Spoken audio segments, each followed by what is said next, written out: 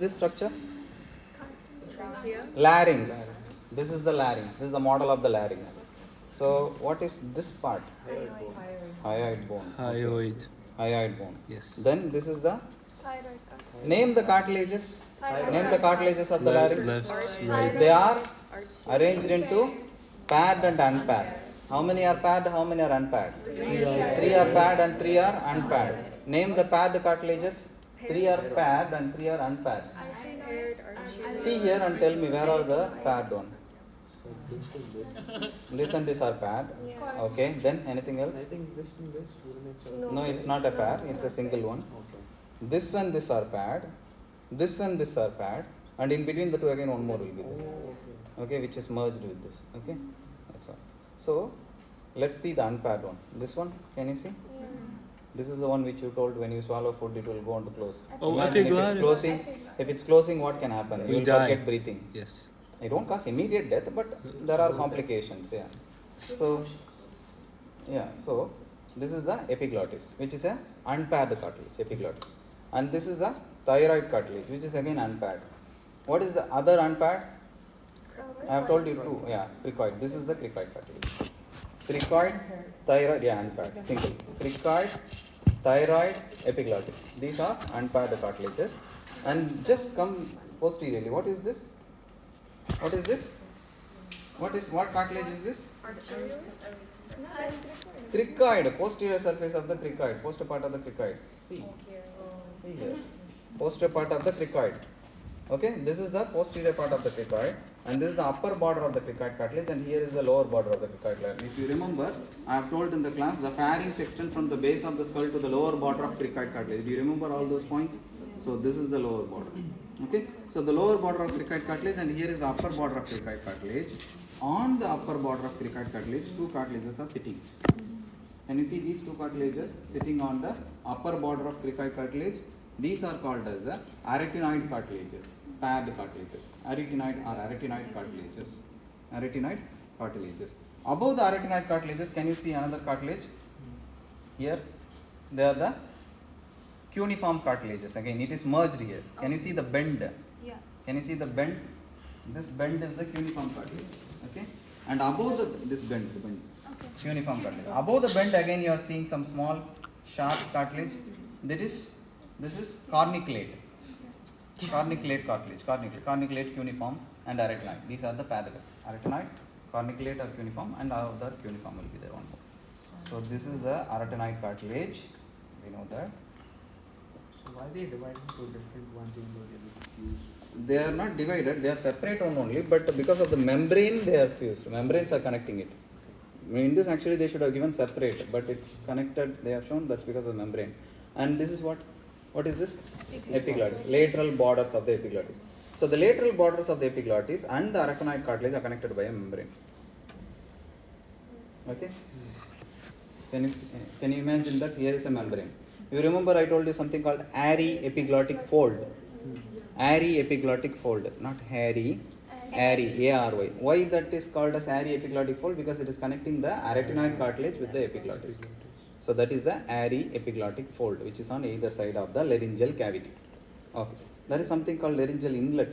So here this area will be the laryngeal inlet. This entire area is the laryngeal inlet, and it's bounded by the airy epiglottic fold. Can you see here? This is the best picture, the best model to show.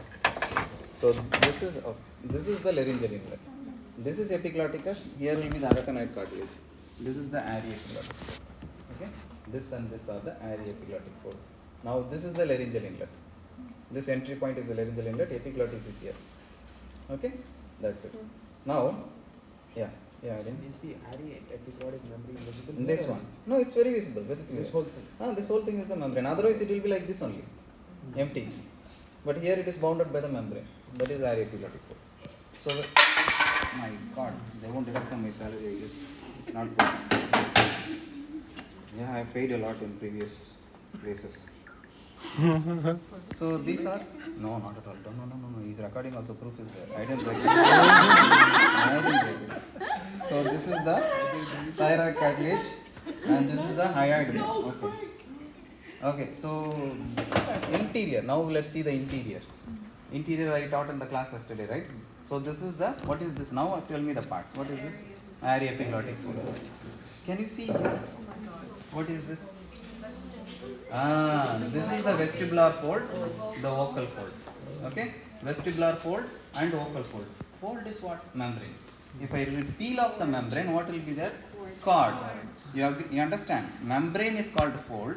If I peel off the membrane, it will look like a cord, like how you see here. So that cord is called as a vestibular cord and vocal cord. So when it is covered by a membrane, it is called as a vestibular fold and vocal fold. So now tell me, here is one vocal fold, here is one vocal fold. So in between the two, the space is called what? Now it's looking like a space, right? No. Rima glottidis. What is ventricle? Ventricle is space between vocals. Space between this space. Between the vestibular membrane and between the vestibular cord and vocal cord. But I asked between the two vocal cords. Between the two vocal cords, that is rima glottidis. Between the two vestibular cord, that is the rima vestibuli. Between the vestibular cord and vocal cord, the space is called as a ventricles of the larynx, or other name is sinus of the larynx. It can be asked in any name. Okay? Sinus of the larynx. So this only changes its shape. Now it's in like a pyriform fossa. Look at this. You understand why it is called pyriform fossa. Can you see here? What is the shape of this? Let me look at this. Can you see this? It's like a pyramidal shaped fossa. Right. Okay. This pyramidal shaped space. This is the rima glottidis and rima vestibuli, the membrane. There is a space, right, like triangular or pyriform shaped space, like a pyramid, half pyramid. This space, called as pyriform space or pyramidal shaped space, that only produces the sound. When you whisper, it gets more closer. When you talk with high pitch, loud voice, then it opens widely. So male's voice will always have low pitch. Female voice have high pitch. You agree with me, Anna? Can I see? Yeah. No. Whose voice? I So high pitch. Okay. High pitch will be closer. High pitch will close. Low pitch it opens wider, but in high pitch it closes, comes close contact. Professor, That's why it's called king voice, right? can you The show that? sharpness Let me voice. see that. Yeah. Oh, okay, okay. Yeah. The inside, this thing. Right Inside there. under what you One want to second. see? Like not the blue part, the white part. Yes. Okay. So guys, remember, it can be asked in exam. What is this part? What is this part? What is this part? This part, this part, this part. Everything can be asked in exam. What are these? This is cricoid. What cartilage? Tracheal rings. They are called as the tracheal rings. And look at these tracheal rings. It is not a complete ring. It is a C-shaped ring, and behind it is bounded by the Trachealis muscle. trachealis muscle. The tips of the rings are connected by the trachealis muscle. So it is a C-shaped ring, not D-shaped. It's not a complete ring. It's a C-shaped ring, and behind it is bounded by the trachealis muscle. Okay, that's it. Okay, now yeah. So when you're inserting that ventilation tube, where would you put? Yeah. If you are putting that, if you are going to intubate the patient, artificial ventilation you are going to give. So below, between the thyroid and the cricoid cartilage, you make an incision. Like That this. is Whoa, okay, Yeah. there's two ways to do it though. There's to actually like go in straight from like the outside, and then there's to Get the actually second part. intubate. Yeah. That problem, in that case, when you are intubating through the oral cavity, there can be chances for getting collapsing of the pharynx there. So they don't suggest that usually. If And this is anything- a quick way. That takes time. But This is if a quick anything, way. this is like an incision that doesn't, it's unnecessary incision. No, no, whereas no. if you Usually- intubate, it's faster. But usually this one is preferred. It's In less case of invasive. emergency. In case of emergency, very emergency, if you need immediate I heard that you ventilation. only I agree. give patient if you're like if your throat is too swollen. That is what for I'm you to saying. give would be birth. answered But I'm saying like in normal cases when you want to intubate someone, you See, intubate that's them what. normal. It all depends on the situation. Yeah, it all depends on the situation. If the person is in coma, will you tell him to open the mouth, and if you put it You force you will can you- do it. You can open You can. But the throat is collapsed there. The pharynx is collapsed in that case. So you may tend to damage the pharyngeal muscles in that case. So they choose this part. It all depends on the situation and the status of the patient at that moment. Yes? So that would be at the jugular notch, yeah. Right. Jugular notch is jugular notch is different. Here, jugular notch is here, but this is little bit up. Oh, okay. Right under the attic. Jugular notch is down. Yeah, one more basic question you all went wrong. How do you start counting the ribs when a surgeon wants to do? Second. Intervention. Second rib. Second rib. So where is the second? How do you know it is a second rib? The manubrium joint. Manubrium. So there was a question asked at the manubrium, sternomanubrial joint, there is a fracture or damage happened. So which rib is involved? Second. Oh, you all wrote first rib. Now second. But in the exam, many of you have written first rib. I think I was. The exam stress. There- You wrote first rib. You wrote first rib. I wrote second. You wrote That first was rib. not. No, Professor, what did I write? No, I do that first. What did I write? You wrote first rib. You Really? forgot, yeah. I know what fact At least I didn't get fifth. Okay. Sir. Yeah, yeah. Okay. Yesterday. Okay. So what is this? What is this structure? Thyroid gland. Okay, this is thyroid gland. So next we are going to the endocrine glands. We'll see the details in that. This is the thyroid gland. Okay, thyroid gland. And something else will be here. One gland you can see here. What is that gland? No. Thymus. Oh, it is okay. Thymus. Thymus. That's the one which get regress when we grow older and older. Even the higher Where is it on the body? here, in this area. It will disappear. Guys, and this is the, what cartilage is this? The thyroid cartilage. Thyroid cartilage. And this border of the thyroid cartilage is called as the angle of the thyroid cartilage because it looks like an angle. And also the sharp border is called as a Adam's apple. laryngeal prominence. Don't write Adam's apple in exam. Okay. It's a layman term. This is a laryngeal prominence. Laryngeal prominence. It's there in the PowerPoint if you have seen. Yeah. Okay, laryngeal prominence.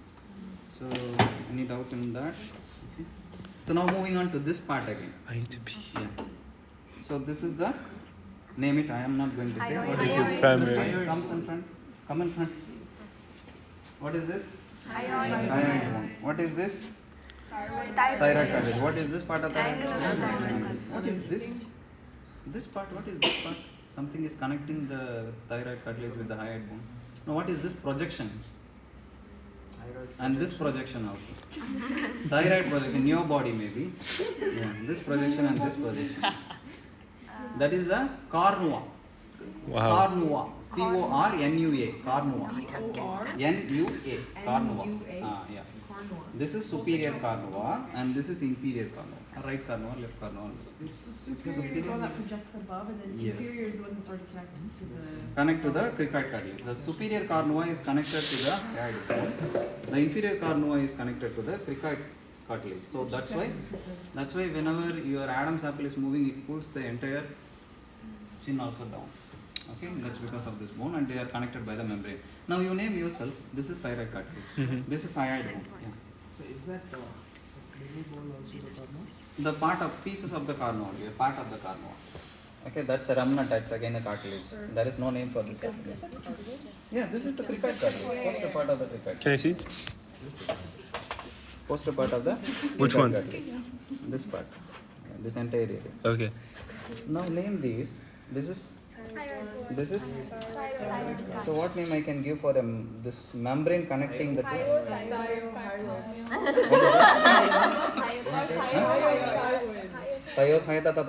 What is that? Thiothyroid membrane. Thyrohyoid membrane. Thyrohyoid membrane. Okay. Now, what is this? What is this? Thyroid cartilage. What is this? Cricoid cartilage. What is the membrane connecting that? Thyrocricoid, right? Yeah. Cricothyroid. Why is it Cricothyroid. This is thyrohyoid and this is cricothyroid. And then thyroid cricoid. Cricothyroid. Cricothyroid. Thyrohyoid. Okay. See, you are naming from below upward. You remember it. So lower one is what? Thyroid. Higher one is what? Thyroid. So thyrohyoid. Here lower one is what? Cricoid. Upper one is what? So name is cricothyroid. Remember like that. So lower upper. Don't write your own name and see below, always go from below. Cricoid. Generally, I think also because in developmental process it goes from down to No. For your remembrance sake I am saying. Don't go to the development and in-depth of it. For your remembrance, for memorizing I am saying. Okay, so this is what? What is Your this? trachea. Trachea. What is this part called as? Interiorly carina. Carina. But outside what you say? If I can combine bifurcation of the trachea. She is resting here. Okay. So this is the bifurcation of the trachea. And this one, what is this called as? Primary. This one, secondary. Okay. These are the tertiary bronchopulmonary, and these are the parts of the bronchopulmonary segment. Okay, which one's tertiary? Tertiary here. So this is the Secondary here. Yes. Are you sure? Yeah. So right side you see I thought one. this is the trachea, this is the primary. Okay, This so is how is this primary. secondary? No, this is primary, Okay. and this is secondary, and these are all tertiary. And further, if you go, the bronchopulmonary segment. So here, why I am showing this picture? This is of which side? Right side. This is of Left side. now again. Do you remember a question asked? Yes. A person, Yes. Right. Right. not branches. That's swallow. Swallow, some swallow. Not He's swallow. an Swallow, it goes to esophagus. Yeah. Inhale. Go to the right bronchus. So where does it go? Right. It goes to the right lung. Why? Because it's more straighter and Imagine yourself. more vertical. This is more vertical. If I drop something, it suddenly goes here or all the way. No, there's no way. Obviously. So now you can remember for a long time? Yes. Okay. Then still you guys messed it up. I have a question. I think you missed this part, or maybe you said it before. This part. This part. No, yeah. You should be telling me what is this? I thought it was the thyroid too, but then you pointed at the top one, and then you were like, "That's thyroid." That's the thyroid. So what is it? And then this is tertiary. This is primary, this is Yeah, again, one more thing. Yeah, what is this part called as this entire part? You know, this is interior of the larynx, but what is? Inlet. You remember based on the remoglottitis I told, supraglottic part, this is infraglottic part. Wow. What is the nerve supply of the supraglottic part? Sensory motor. Sensory what? Which nerve? Sensory is internal laryngeal. Are you sure? Sensory is Vagus is parasympathetic.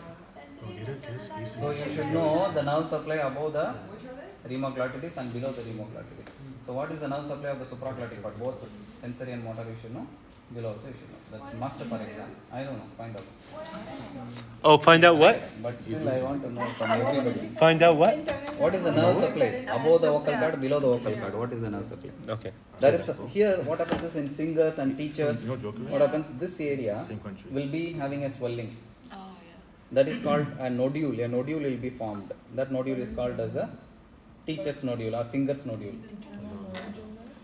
Internal laryngeal. But above envelopes. no recurrent and external. For recurrent will be there. External laryngeal nerve will be there. for everything. So you guys want to stay back or go? I need to pee. That you can. You don't spoil this place. So I don't tell you to stay here. No.